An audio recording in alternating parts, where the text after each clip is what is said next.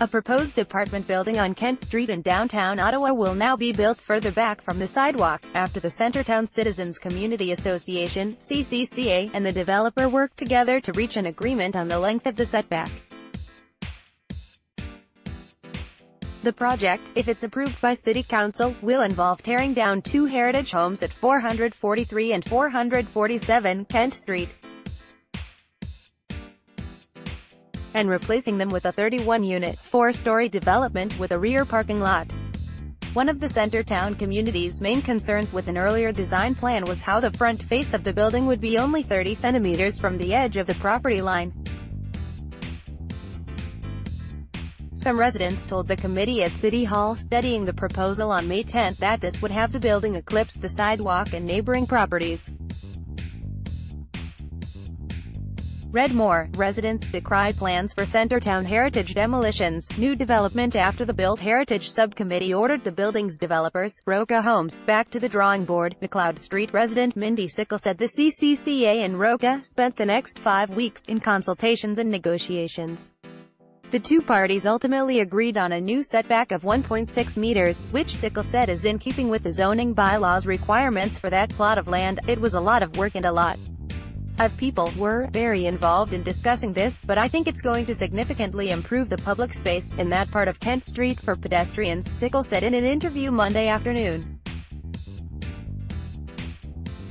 Sickle added the compromise is proof that community groups and developers, who she said can often butt heads on intensification projects, can successfully reach an outcome that makes sense for everybody, and that maintains a livable streetscape and neighborhood. Members of the Built Heritage Subcommittee voted unanimously in favor of the revised design Monday.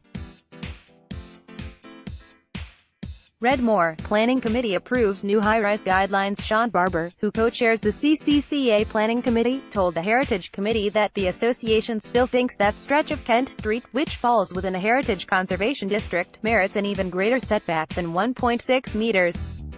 That said, the association is keenly aware of the pressing need for additional rental units in Centretown, he added, as the applicant has shown some flexibility in agreeing to meet the minimum zoning requirement. Our community association is prepared to be flexible also and accept the proposal as it has been revised, Barber said.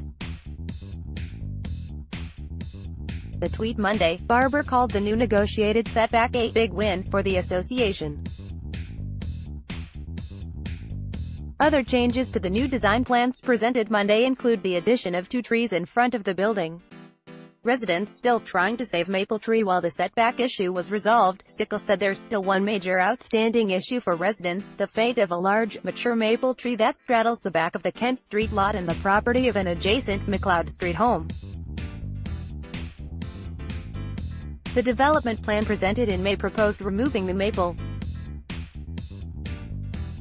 It outraged the neighbors who share custody of the tree and who argue it's perfectly healthy. Barber said the CCCA is approving Roca's revised design on the understanding the development group will continue to work, in good faith, with the community to keep the maple. There's a lot of effort being put into saving that tree, Sickle said.